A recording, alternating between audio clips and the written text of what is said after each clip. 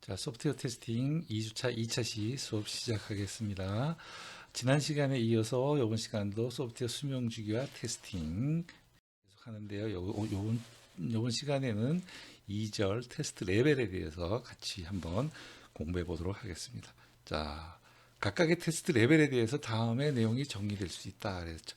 테스트 레벨이라는 게 아까 첫째 시간에 얘기했죠. 뭐죠? 컴포넌트 테스팅, 통합 테스팅, 시스템 테스팅, 인수 테스팅. 요거 네 가지 단계를 우리가 테스트 레벨이라고 얘기했죠. 요 각가지 테스트 레벨에 따라서 이런 내용이 정의될 수 있다. 이런 얘기입니다. 자, 먼저 일반적인 목표, 목적. 각각 테스트 레벨에 테스트를 왜 하는지 목표와 목적이 정의될 수 있고, 테스트 케이스를 도출해내는데 필요한 개발 산출물. 이거를 우리가 테스트 베이시스라고 얘기한다 그랬죠. 테스트 베이시스. 보통 문건이에요. 문건을 이걸 이용해서 테스트 케이스를 만든다 이렇게 얘기했죠. 테스트 케이스가 뭐였죠? 첫 시간에 얘기했다시피 테스트 케이스. 우리가 이 테스트 케이스를 보고 요거대로 테스트를 실행해 나갑니다. 어떤 입력을 입력하면 어떤 출력이 어떻게 나온다. 이렇게 명세를 만들어 놓은 걸 테스트 케이스라. 뒤에 가면 우리가 자세하게 테스트 케이스를 만드는 방법, 그런 것들에 대해서 공부하게 되니까 이게 테스트 케이스라는 건 뭐다? 요거를 보고 그대로 테스트를 진행하는 그것을 우리가 테스트 케이스를 한다. 이렇게 여러분들이 이해하고 있으면 돼요. 그 다음에 테스트 대상, 테스트 되는 그 뭘 테스트할 거냐, 테스트 대상이죠. 그 다음에 발견될 전형적인 결함과 장애, 전형적으로 발견되는 결함과 장애들이 어떤 것들이 있느냐, 이런 거. 그 다음에 테스트 하네스, 테스트 드라이버 스톱 필요 여부와 툴 지원의 필요성. 테스트 하네스에 대해서 밑에서 다시 설명드리겠습니다. 그 다음에 상세한 테스트 접근법, 그 다음에 테스트 수행 주체 또는 조직, 이런 것들이 레벨별로 정의되어야 한다, 정의될 수 있다, 이런 얘기입니다. 자, 그럼 테스트 하네스가 뭔지 한번, 이것도 중요한 용어입니다. 테스트를 수행하기 위해 필요한 테스트 스톱과 테스트 드라이버를 우리가 합해서 테스트 하네스라고 해요. 테스트 하네스. 그럼 테스트 드라이버는 뭐냐? 테스트 컴포넌트나 시스템을 제어하거나 호출하는 실제 상위 컴포넌트를 대체하는 테스트용의 소프트웨어 컴포넌트 또는 툴, 이걸 드라이버. 테스트 스톱은 골격만 있는 또는 특별한 목적의 소프트웨어 컴포넌트를 구현한 것인데, 스톱을 호출하거나 또는 스톱에 의존적인 컴포넌트를 개발하거나 테스트할 때 사용된다. 스톱은 호출된 컴포넌트를 대체한다. 이렇게 설명되어 있습니다. 드라이버와 스톱 두 개를 합쳐서 우리가 하네스라고 얘기하는데, 잘 이해가 안 가시죠? 다음 보고 한번 제대로 이해해 보겠습니다. 표를 보시죠. 왼쪽에 테스트 드라이버, 오른쪽에 테스트 스톱이 있습니다. 테스트 드라이버 필요 시기, 하이 모듈은 있지만 상위 모듈이 없는 경우에 테스트 드라이버가 필요합니다. 자, 테스트 스톱은 상위 모듈은 개발되어 있지만 하이 모듈이 개발되어 있지 않은 경우, 이 테스트 스톱이 필요합니다. 테스트 방식으로는 상향식 테스트 방식의 테스트 드라이버가 필요하고, 테스트 스톱은 하향식 테스트 할 때 테스트 스톱이 필요한 겁니다. 자, 개념들을 한번 보면, 자, 맨 위에 모듈, 맨 상위의 모듈 M1 모듈은 개발되어 있습니다. 그리고 맨 하위 모듈 M2, M3, M4, M5 모듈은 개발되어 있는데, 그 위에 모듈 D1, D2 모듈은 개발이 되어 있지 않아요. 이럴 때 D1 모듈과 D2 이와 같은 개발되어 있지 않은 모듈을 대체하는 것을 우리가 테스트 드라이버라고 합니다. 이럴 때 D1과 D2를 테스트 드라이버로 만들어 가지고 대체시켜서 우리가 테스트하는 방식입니다. 자, 반면에 개념도 오른쪽에 보면 테스트 스톱 M1, M2, M4 이렇게 개발되어 있죠.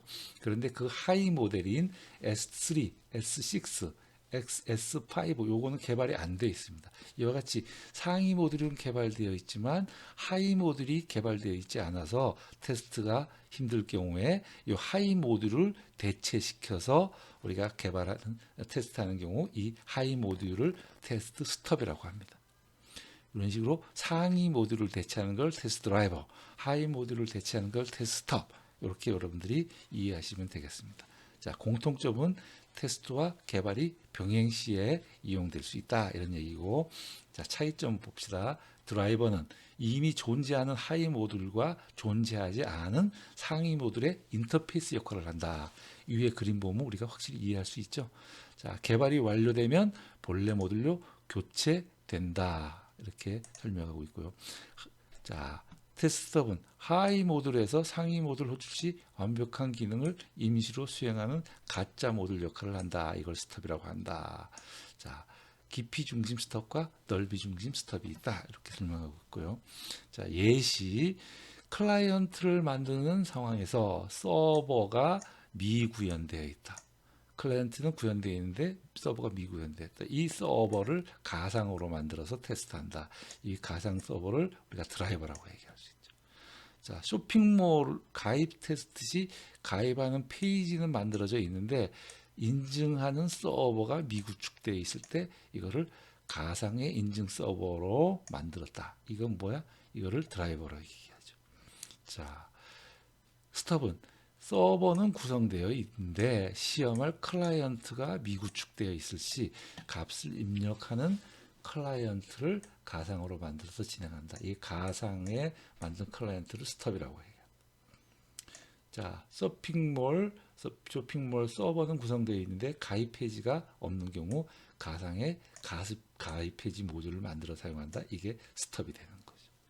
자, 확실히 이해했으려고 테스트 봅니다. 컴포넌트 테스팅입니다. 테스트 레벨의 가장 하위 단계의 컴포넌트 테스팅.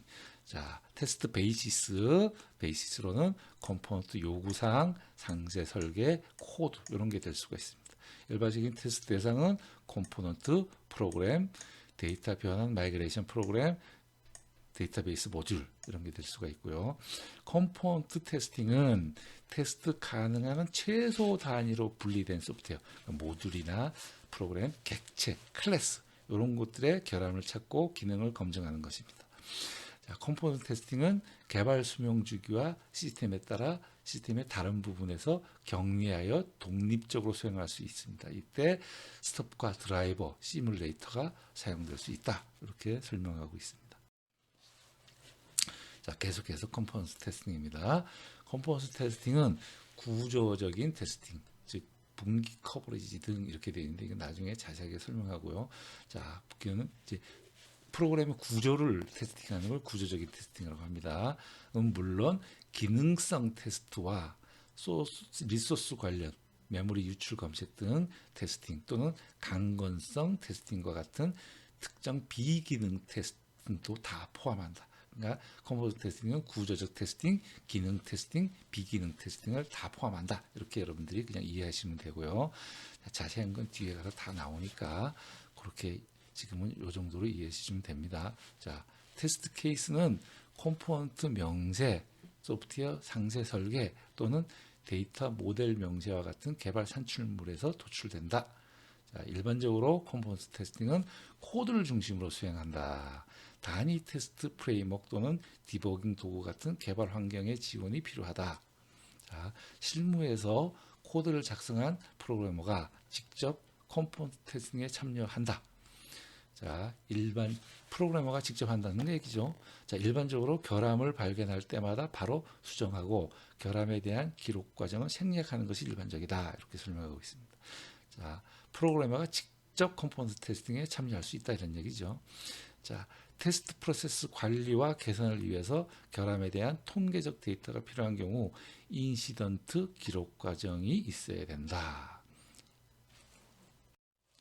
자, 일반적인 목적은 컴포넌트 테스팅의 기본 경로 확인하고 모든 오류 처리 경로를 확인하고 컴포넌트 내 인터페이스를 확인하고 로컬 데이터 확인하고 경계값 확인하기 뭐 이렇게 여러분들이 이해해 주시면 되고요. 자, 컴포넌트 테스팅의 접근법 중에는 코딩 전에 테스트 케이스를 준비하고 자동화하는 방법이 있다. 이것이 테스트 중심의 개발 방법론 테스트 퍼스트 어프로치 이렇게 얘기한다. 이는 반복적인 성향이 매우 강한 접근법으로 테스트 케이스를 개발한 후에 작은 규모의 코드를 작성하여 통합하고 테스트가 통과할 때까지 반복 수행한다. 뭐 이런 것이 있다. 이렇게 설명하고 있습니다. 자, 이렇게 해서 그 다음에는 통합 테스팅 두 번째입니다. 통합 테스팅의 베이시스로는 여기 있는 것처럼 소프트웨어와 시스템 설계서, 아키텍처, 워크플로우, 유즈 케이스 이런 것들이 테스트 베이시스가 될 수 있고요. 일반적인 테스트 대상은 서브 시스템, 데이터베이스 구축, 기반 환경, 인터페이스, 시스템 구성과 구성 데이터 이런 것들이 테스트 대상이 될 수 있습니다. 통합 테스팅은 컴포넌트 간의 인터페이스를 테스트하는 겁니다. 컴포넌트를 서로 합쳐 통합할 때 인터페이스가 제대로 작동하는지를 테스트하는 겁니다. 이것은 물론 OS, 파일 시스템, 하드웨어 또는 시스템 간 인터페이스와 같은 시스템의 각각 다른 부분과 상호 연동하는 동작을 테스트하는 겁니다. 자, 통합 테스팅은 하나 이상의 테스트 레벨이 있을 수 있습니다. 자, 이게 무슨 얘기냐? 컴포넌트 통합 테스팅이 있을 수 있고 시스템 통합 테스팅이 있습니다. 자, 컴포넌트 통합 테스팅은 각각의 소프트웨어 컴포넌트 사이의 상호작용을 테스트하는 게 컴포넌트 통합 테스팅. 시스템 통합 테스팅은 서로 다른 시스템 간의 또는 하드웨어와 소프트웨어 사이의 상호작용을 테스트하는 것. 이게 시스템 통합 테스팅입니다. 자, 통합하는 범위가 크면 클수록 장애가 특정 컴포넌트나 시스템에서 기인하므로 격리하는 것이 더 어려워지고 이는 개발의 리스크와 문제 해결을 위한 시간을 증가시킬 수 있다. 이렇게 되어 있습니다. 시스템 통합 전략은 시스템 아키텍처, 상향식이나 하향식이냐, 기능적인 테스트, 트랜잭션 처리 순서, 시스템 또는 컴포넌트의 다른 측면 등에 기반을 둘 수가 있습니다. 자, 결함을 쉽게 격리하고 결함을 조기에 발견하기 위해서 한 번에 통합하는 빅뱅 전략보다는 순차적으로 체계적으로 통합하는 전략, 이게 인크리멘털 어프로치, 요걸 사용해야 된다. 이렇게 설명하고 있습니다. 자, 특정 비기능적 특성, 예를 들어 성능이라든가 이런 테스트는 기능 테스트뿐 아니라 통합 테스트에 포함될 수 있다. 이렇게 설명하고 있고요. 통합의 각 단계에서 테스터는 통합 그 자체만 집중해야 된다. 통합 그 자체만 집중해야 된다. 무슨 얘기냐? 예를 들어 모듈 A와 B를 통합한다면 개별 모듈의 기능에는 관심을 두는 것을 컴포넌트 테스팅입니다. 그러니까 통합 테스팅에서는 개별 모듈 사이의 커뮤니케이션에 관심을 두게 되지. 자, 기능적 접근과 구조적 접근 방법을 모두 사용할 수 있다. 이렇게 되어 있습니다.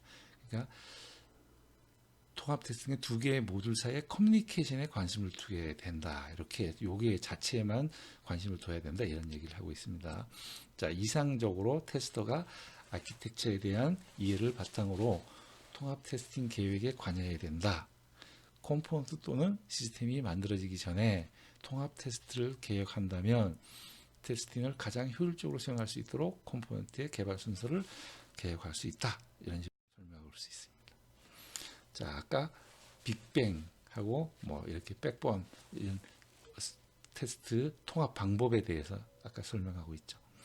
자, 테스트 통합 방법은 이와 같이 크게 네 가지가 있습니다.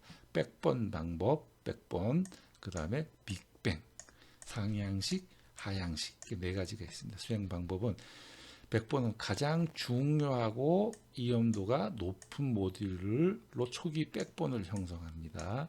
자, 빅뱅은 모든 테스트 모듈을 동시에 통합하는 방식입니다. 한꺼번에. 자, 상향식 바텀업입니다. 가장 하부의 모듈부터 통합해 나가는 것. 상향식은 가장 상부의 모듈부터 통합해 나가는 것. 상향식입니다. 자, 드라이버나 스텝이 필요하냐? 자, 백번은 드라이버, 스텝이 필요에 따라 만들어서 사용할 수 있다. 이렇게 되어 있고, 빅뱅은 필요 없죠, 이게. 필요 없죠. 그 다음에 상향식인 경우에는 상위 모듈이 안 만들어져 있을 수 있으니까 드라이버가 필요하다. 이렇게 우리가 얘기할 수 있고, 하향식 때는 스톱이 필요하다. 이렇게 이해해 주시면 됩니다. 장점은 결함 격리가 쉽다. 리스크가 높은 결함을 초기에 발견할 수 있다. 이게 백번이고요. 자, 장점, 빅뱅은 단시간에 테스트한다. 자, 상향식은 결함 격리가 쉽고 하이 모듈을 충분히 테스트할 수 있다. 하향식은 결함 격리가 쉽고 설계상의 결함이 빨리 발견할 수 있다. 여기 이제 하향식입니다. 단점으로는 테스트 시간이 오래 걸릴 수 있다. 결함 격리가 어렵다. 빅뱅은 결함 격리가 어려워요. 자, 단점으로 상향식으로는 큰 문제를 상부에서 발견 가능하다. 밑에서부터 올라다 보니까 큰 문제가 상부에서 발견된다. 이런 얘기죠. 자, 하향식은 단점으로는 수정이 어려운 큰 문제를 하부에서 발견할 수가 있다. 이런 겁니다. 자, 이런 식으로 여러분들이 정리해 주시기 바랍니다. 그 다음에 세 번째 시스템 테스팅입니다. 시스템 테스팅 테스트 베이시스로는 리스크 분석서, 시스템 및 소프트웨어 요구사항 명세서, 비즈니스 프로세스, 유즈 케이스, 기능 명세 뭐 이런 것들을 이용해서 우리가 시스템 테스팅을 할 수가 있습니다. 자, 일반적인 테스트 대상은 시스템이나 사용자 및 운영 매뉴얼이 될 수가 있고요. 그 다음에 시스템 구성 및 구성 데이터가 될 수 있습니다. 자, 시스템 테스팅은 개발 프로젝트 차원에서 정의한 전체 시스템 또는 제품의 동작에 대해서 테스트하는 겁니다. 테스트 범위는 명확하게 해당 테스트 레벨의 마스터 레벨 테스트 계획에 정의되어 있어야 합니다. 자, 발견하지 못해서 발생할 수 있는 환경 특성 장애의 리스크를 최소화하기 위해서 시스템 테스팅은 가능한 범위에서 실제 최종 사용 환경 또는 이와 유사한 환경에서 수행돼야 됩니다. 시스템 테스팅은 리스크 분석서, 요구사항 명세서, 비즈니스 프로세스, 유즈 케이스, 시스템의 행동을 묘사하는 기타 개요 수준의 글이나 모델, OS 및 시스템 리소스와의 상호작용 등을 기반으로 작성된 테스트 케이스를 포함할 수가 있습니다. 시스템 테스팅은 기능 및 비기능 요구사항, 테스터 품질 특성 등을 모두 검증해야 됩니다. 테스트 엔지니어는 불완전하거나 문서 형태를 갖추지 못한 요구사항을 기반으로 테스트하게 되는 경우도 고려해야 한다. 이렇게 얘기하고 있습니다. 자, 기능적인 요구사항의 시스템 테스팅은 테스트 대상의 특성에 가장 적절한 명제 기반 기법을 사용한다. 자, 요건 이제 뒤에 가서 자세하게 배우게 되겠습니다. 자, 시스템 테스팅은 독립적인 테스트팀이 수행하는 경우가 대부분이다. 독립적인 테스트팀이 수행해야 하는 경우가 대부분이다. 이렇게 설명하고 있습니다. 그 다음에 마지막 인수 테스팅입니다. acceptance 테스팅. 베이시스는 사용자 요구사항, 시스템 요구사항, 유즈 케이스, 비즈니스 프로세스, 리스크 분석, 리포트 이런 게 베이시스가 될 수 있다. 그 다음에 일반적인 테스트 대상은 완전히 통합된 시스템의 비즈니스 프로세스, 운영 및 유지 보수 프로세스, 사용자 절차, 양식, 보고서, 구성 테스트 데이터 이런 것들이 될 수 있고요. 인수 테스팅은 시스템을 사용하는 고객이나 사용자가 전담하여 수행하는 경우가 대부분인데 다른 관련자도 참여할 수 있다. 이해할 수 있죠? 사용하는 이 시스템을 실제 사용하는 사용자나 아니면 운영자가 테스팅한다. 자, 인수 테스팅의 목적은 시스템이나 시스템의 일부 또는 특정 비기능적인 특성에 대해서 확신을 갖는 겁니다. 아, 이 시스템을 우리가 갖고 사용해도 되겠구나. 이런 확신을 갖도록 하는 게 인수 테스팅의 목적입니다. 결함을 찾는 것은 인수 테스팅의 주요 관심사가 아닙니다. 인수 테스팅은 시스템을 배포하거나 실제 사용할 만한 준비가 되어 있는지에 대해서 평가하는 게 주요 목적입니다. 자, 확실하게 이해해 주시기 바랍니다. 그러나 인수 테스팅이 반드시 최종 단계 테스팅이라고 보기는 어렵습니다. 예를 들어서 대규모의 시스템 통합 테스트를 별개 시스템에 대한 인수 테스팅 이후에 다시 할 수가 있다. 이런 얘기를 또 할 수가 있습니다. 자, 인수 테스팅은 프로젝트 전체 개발 과정에서 수행할 수 있다. 예를 들면 상용 소프트웨어 제품은 설치되거나 통합되면 인수 테스팅을 수행한다. 컴포넌트의 사용성에 대한 인수 테스팅은 컴포넌트 테스팅 동안에 수행할 수 있다. 새로운 기능상의 개선에 대한 인수 테스팅은 시스템 테스팅 전에 이루어질 수 있다. 뭐 이런 다양한 형태의 인수 테스팅이 전반적인 개발 과정에서 수행될 수 있다. 이렇게 설명하고 있습니다. 자, 인수 테스팅의 전형적인 형태는 사용자 인수 테스팅과 운영상의 인수 테스팅이 있습니다. 사용자 인수 테스팅은 일반적으로 비즈니스 사용자가 시스템 사용의 적절성을 확인하는 것입니다. 자, 운영상의 인수 테스팅은 시스템 관리자에 의해서 테스트 활동으로 일반적인 테스트 항목은 다음과 같다 이렇게 되어 있습니다. 백업, 복원. 이거는 이제 시스템을 운영할 사람이 인수하는 겁니다. 백업이 잘 되냐, 복원이 잘 되냐, 재난 복구가 잘 되냐, 사용자 관리가 잘 되냐, 유지 보수 작업이 잘 원활히 이루어지느냐, 데이터 로드 및 마이그레이션 작업이 원활하게 잘 되냐, 보안 취약성에 대해서 정기적으로 점검하는 게 잘 되어 있느냐, 이런 것들이 다 운영자가 한 일이니까 이런 것들을 테스팅하는 게 운영상의 인수 테스팅입니다. 자, 그다음에 계약 인수 테스팅과 규정 인수 테스팅이 있을 수 있습니다. 계약 인수 테스팅은 맞춤식 개발 환경, 개발 소프트웨어에서 계약상의 인수 통과 조건을 준수하고 있는지, 계약대로 되어 있는지 확인하는 테스팅이 계약 인수 테스팅입니다. 그다음에 규정 인수 테스팅은 정부의 지침이나 법률, 좀 안전 규정, 어떤 것들을 준수하고 있는지를 확인하는 테스팅, 규정 인수 테스팅이라고 합니다. 그다음 우리가 잘 아는 알파 테스팅, 베타 테스팅, 이건 많이 들어보셨을 겁니다. 자, 시장에서 판매하는 소프트웨어 또는 상용 소프트웨어 개발자는 종종 소프트웨어가 상업적으로 판매되기 전에 목표 시장의 기존 고객이나 잠재 고객으로부터 피드백을 받고 싶어 합니다. 자, 알파 테스팅은 개발 조직 내에서 고객에 의해 수행되지만 개발팀이 수행해서는 안 됩니다. 반면에 베타 테스팅은 필드 테스팅은 실제 환경에서 사용자 또는 잠재 고객에 의해서 수행되는 것입니다. 자, 우리가 고객 사이트로 이동하기 전에 개발 완료 후에 테스팅하는 소위 공장 인수 테스팅을 알파 테스팅이라고 하고요.